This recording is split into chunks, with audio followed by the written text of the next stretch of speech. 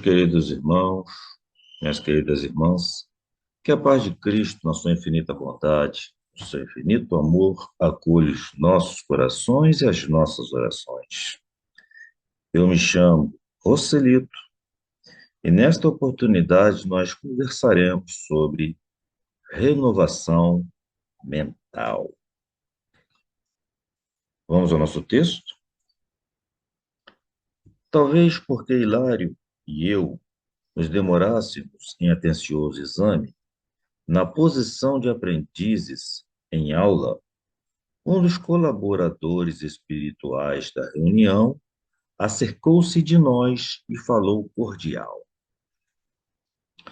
Nossos irmãos sofredores trazem consigo, individualmente, o estigma dos erros deliberados a que se entregaram.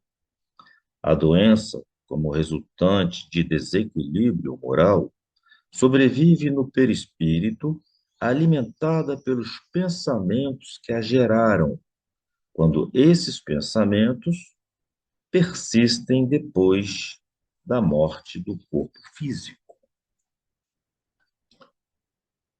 Mas adquirem melhoras positivas em reunião de intercâmbio? Indagou Hilário, espantadiço. Será que numa reunião mediúnica seria o suficiente para que ele conseguisse captar uma melhora em sua situação?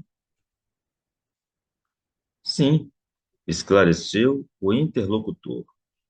Assimilam ideias novas com que passam a trabalhar, ainda que vagarosamente, melhorando a visão interior e estruturando assim novos destinos. A renovação mental é a renovação da vida. Imaginemos no ambiente de trabalho, imaginemos no ambiente de trabalho mediúnico, a mesa, o médium sentado. E geralmente, além do médium, nós temos também o doutrinador, ambos encarnados. Então, o médium que facilitaria a comunicação, seria o intermediário, e o doutrinador, aquele irmão que, ao receber o comunicante, vai dar o esclarecimento, vai dar a palavra do evangelho e, principalmente, é o que vai ouvir a situação, a condição do comunicante. Nós sabemos que nesses trabalhos, principalmente quando o médium é dedicado, quando o médium se estuda, quando os doutrinadores também estudam, que estão em oração e têm fé naquilo que estão fazendo, nós sabemos que esse trabalho é cercado de guias espirituais, que no plano espiritual vão fazer também a sua parte. Então aí a gente recebe o comunicante com a sua dor, com o seu sofrimento, com o seu tormento, com a sua vingança, com o seu inferno interno. E ao dar a comunicação, é natural que ele transmita aquele seu plano de dor, de tormento. Mas à medida que ele vai recebendo a palavra do doutrinador, à medida que ele vai analisando, que à medida que ele fala, na proporção que ele fala, ele também observa o ambiente que ele se encontra. E, de alguma forma, ele vai se envolvendo naquela energia espiritual que ali se emana. E essa palavra, esta comunicação, esse debate e esse envolvimento com aquela energia espiritual vai, de alguma forma, implantando nele uma transformação, uma, uma possibilidade, uma oportunidade dele verificar como ele chegou e aquilo que ele está sentindo nesse instante. E vai fazer com que ele se estimule, apesar da dor, do tormento, da sede de vingança, vai fazer com que ele se estimule a buscar uma modificação do seu próprio estado interno. Tudo isso é resultado daquela energia, daquela comunicação, daquele intercâmbio.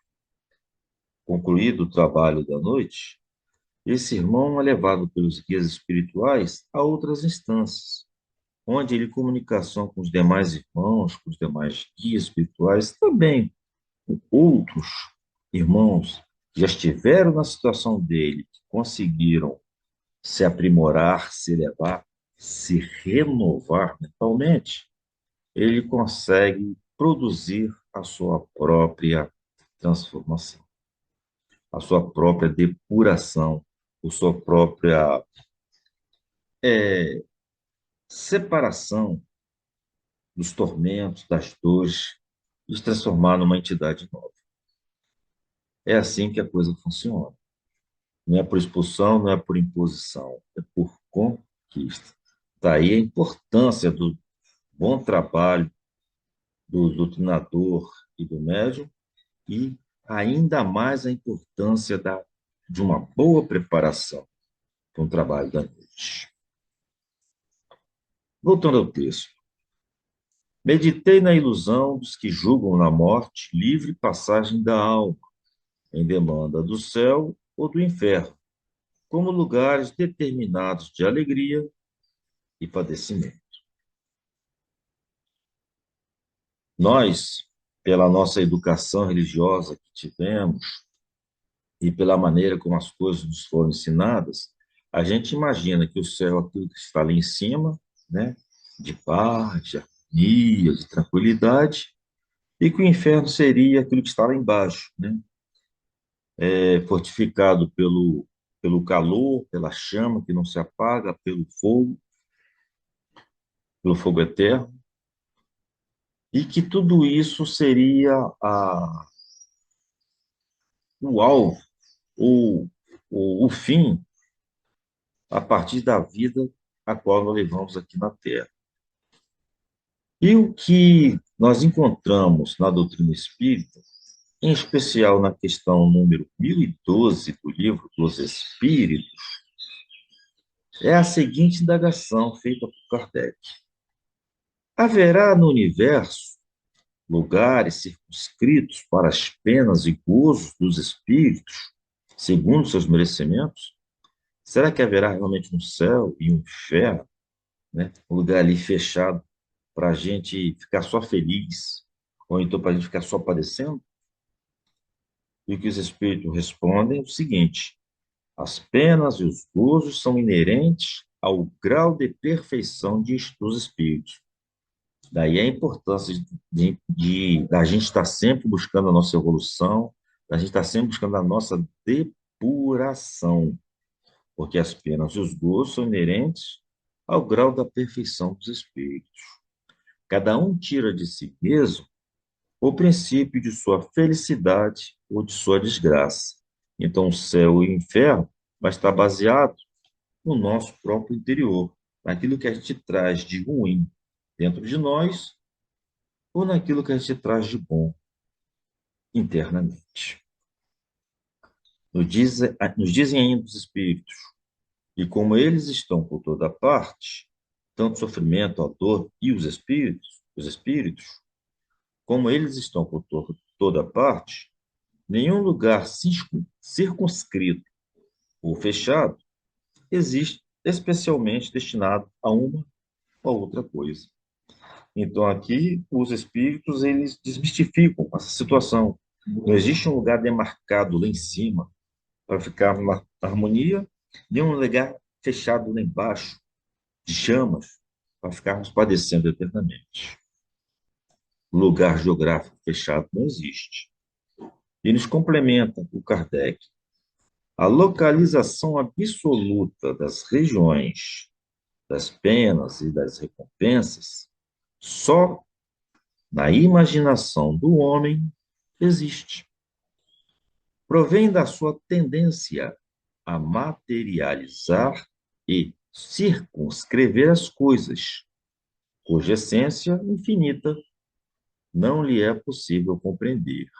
Então, como nós, homens, nós seres humanos, não conseguimos conceituar, decifrar, entender como funciona o céu ou como funcionaria o inferno, a gente passa a imaginar coisas e querer marcar no espaço e no tempo que aquele lugar seria destinado ao gozo da paz, da harmonia, ou ao gozo dos padecimentos. E o que a gente aprende na nossa doutrina espírita é que não. Não existe um lugar demarcado para ser céu, não existe um lugar demarcado para ser inferno. Céu e inferno é para nós um estado de espírito, independente do local, do lugar onde nós nos encontramos. Por isso que muitas das vezes o meio ambiente, o mesmo meio ambiente, pode servir de paz, de harmonia, de refazimento da nossa espiritualidade, e aí nós estaríamos no céu, como pode ser também a causa da nossa tormenta, do nosso pavor, do nosso terror.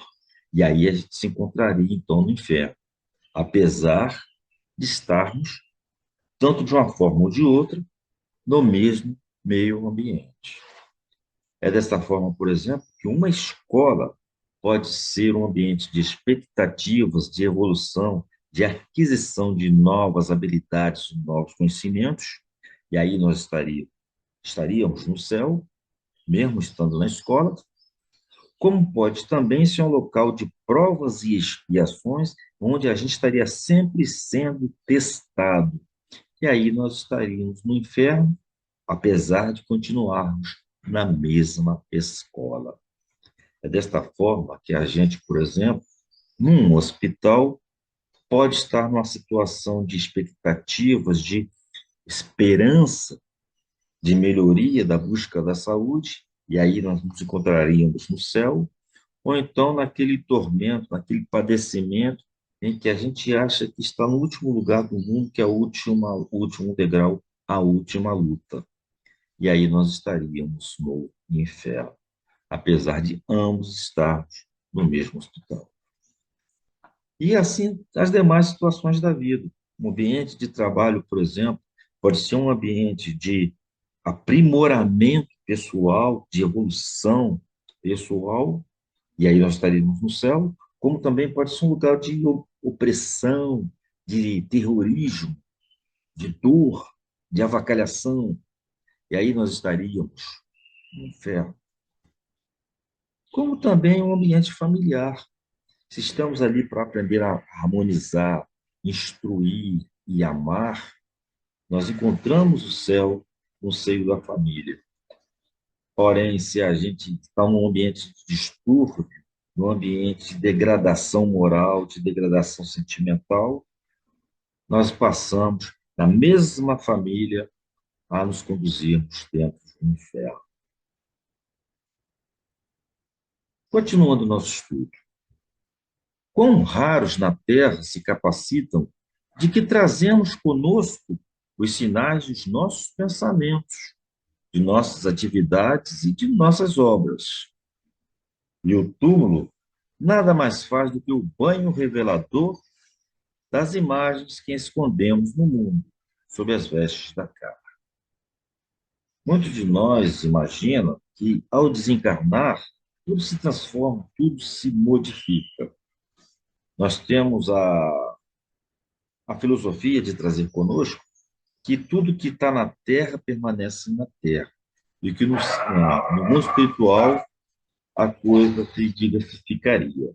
O que a gente aprende é que, apesar da gente não levar nada daquilo que a gente conquista, produz aqui na Terra, materialmente, mas no limiar da nossa desencarnação, tudo isso vai refletir lá no espaço espiritual. Sendo que, ao desencarnar, nós vamos nos confrontarmos conosco mesmo. Nós vamos nos confrontar com aquilo que nós somos espiritualmente de verdade. E é aí que a gente vai enxergar em nós o lobo ou o porteiro, é aí que a gente vai verificar qual foi a nossa capacidade de ajudar, aí que vai se manifestar qual é a nossa verdadeira personalidade espiritual, e a gente vai entender, vai descobrir que tudo isso que nós nos transformamos foi fruto da vida material que nós vivemos aqui. Ou seja, tudo que nós temos aqui de oportunidade, tanto na pobreza como na riqueza, ela vai refletir na nossa característica espiritual, vai refletir no nosso mundo espiritual depois da desencarnação. Então, o plano espiritual vai ser para nós um reflexo daquilo que nós vivenciamos aqui na Terra. Porque a Terra é para nós uma oportunidade de evolução moral. Ao mesmo tempo que ela é uma escola, um hospital, um ambiente familiar, um meio ambiente, ela é para nós uma oportunidade, uma circunstância de evolução moral para que a gente apure os nossos valores, os nossos sentimentos. E, ao mesmo tempo, uma oportunidade de evolução intelectual, onde a gente vai aprimorar a nossa cultura, os nossos conhecimentos. Mas aqui não estamos falando de conhecimentos de diploma, de conhecimentos de habilidades profissionais. Estamos falando de conhecimento de vida, de cultura coletiva, de cultura que a gente possa se enxergar como ser humano, como filho de Deus, dentro de um plano geral em que todos nós somos colocados, que se chama humanidade. Dessa forma, a evolução moral ela vai se traduzir para nós como purificação de sentimentos. À medida que a gente vai purificando os nossos sentimentos, os nossos valores, ela vai se dando essa evolução moral. E de uma forma geral, em termos de humanidade, é quando a gente consegue purificar os sentimentos, é quando a gente consegue trocar os nossos instintos materiais, os nossos instintos animais, para valores, para sentimentos, para a esfera do amor. E na evolução intelectual, é quando a gente consegue fazer uma conquista de conhecimentos que aprimoram o nosso próprio ser em função da humanidade que estamos inseridos. Assim, nós transformamos as nossas habilidades dentro da evolução intelectual em situações de amor.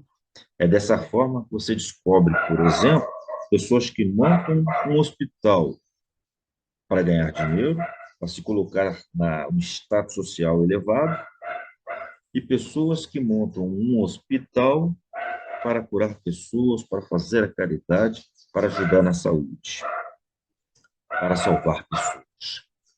É claro que nós sabemos que toda instituição precisa de dinheiro para se manter, mas a diferença aí está na, no objetivo dado àquela oportunidade. Enquanto uma só quer ganhar dinheiro, a outra quer ajudar as pessoas. Talvez até ganhe dinheiro, consequência, ganhe dinheiro, mas o objetivo principal é de ajudar a própria humanidade, a própria coletividade. É dessa forma, nessa evolução intelectual, que a gente observa que há pessoas que montam uma escola apenas para enriquecer, como há pessoas que montam a escola para desenvolver outros seres humanos. Dessa forma, a passagem na Terra, ela é para nós uma escola, um hospital, um ambiente propício em que a gente possa adquirir e desenvolver as nossas habilidades para que possamos evoluir moral e intelectualmente.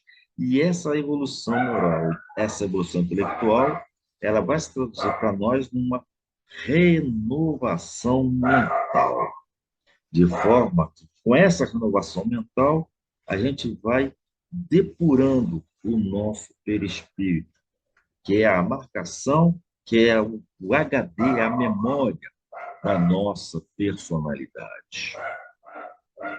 Mas como é que a gente faz essa gravação? Como é que a gente faz essa modificação da personalidade?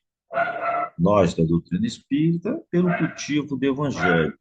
Não que a gente vai pegar o evangelho e transformar os outros, mas principalmente quando a gente se transforma dentro do evangelho.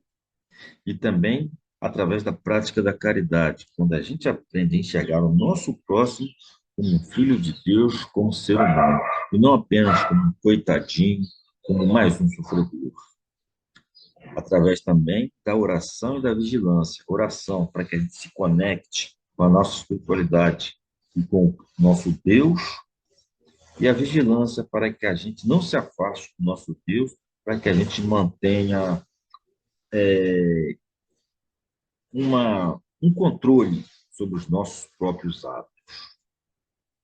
E principalmente a reforma íntima, porque não adianta a gente aprender, a gente conhecer os sentimentos, se aquilo não se imprime dentro de cada um de nós. Então é preciso que a gente, com esses conhecimentos, com essa nova cultura, que a gente se transforme.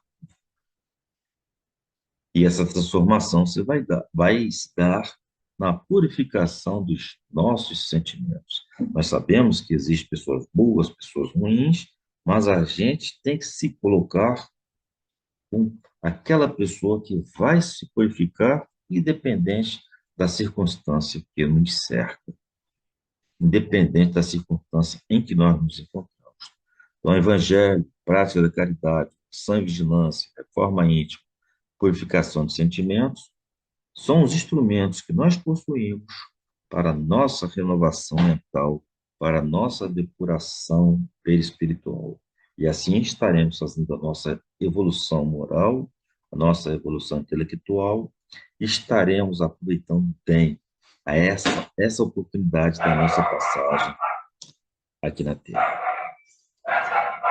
Continuando o nosso texto, a consciência é o núcleo de forças em torno da qual gravitam os bens e os males gerados por ela mesma.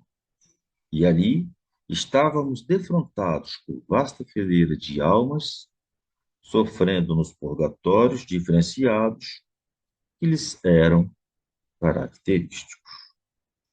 Mas aí nós perguntamos, e que isso tudo tem a ver com a mediunidade?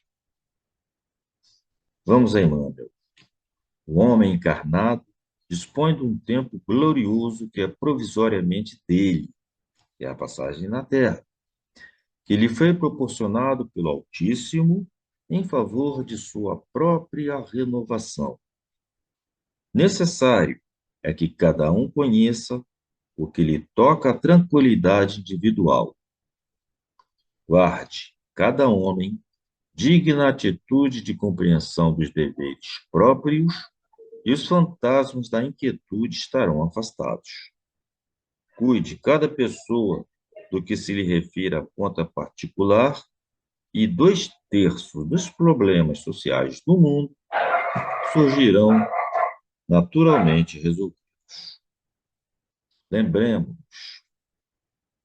ainda hoje, com as manifestações do plano espiritual na renovação do mundo, a cada momento surgem grupos e personalidades solicitando fórmulas do além para que se integrem no campo da fraternidade pura.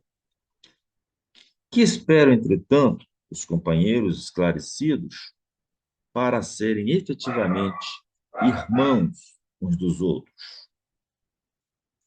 Muita gente se esquece de que a solidariedade legítima escasseia nos ambientes onde é reduzido o espírito de serviço e onde sobra a preocupação de criticar. Instituições notáveis são conduzidas à perturbação e ao extermínio, em vista da ausência do auxílio mútuo no terreno da compreensão, do trabalho e da boa vontade. Falta de assistência? Não. Toda obra honesta e generosa repercute nos planos mais altos, conquistando cooperadores abnegados. Meus queridos irmãos, minhas queridas irmãs, nós ficamos por aqui. Se gostaram deste bate-papo, agradeçam a Deus, ao Cristo e à espiritualidade, e se houver possibilidade, considerem nos incluir nas suas orações. Se houver alguma possibilidade de correção, de aprimoramento, de melhoria desse nosso trabalho, por favor, Entre em contato conosco pelos canais oferecidos pela nossa Casa Espírita. E com isso, aguardamos vocês no próximo encontro. Que o Cristo nos abençoe mais uma vez e que essa energia positiva deste trabalho possa alcançar a todos nós na expectativa de nos renovarmos totalmente. Que o Cristo nos abençoe. Até o próximo encontro.